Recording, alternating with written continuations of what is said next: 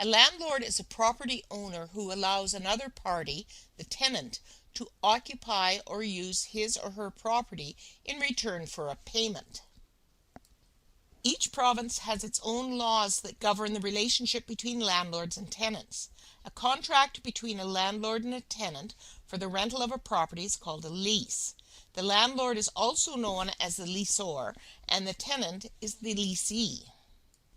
Standard tenancy agreements include the name and address of the landlord, the name and address of the tenant, period of possession of the rented property, statement that the tenant is granted exclusive possession of the rented property, specific address of the property that is rented, the amount of rent to be paid and when it will be paid, any service and utilities included in the rent. A fixed-term tenancy rents the property for a specific time with an expiration date. A periodic tenancy rents the property for a regular period of time and is renewed at the end of each period. There are several ways to terminate a tenancy. Subletting.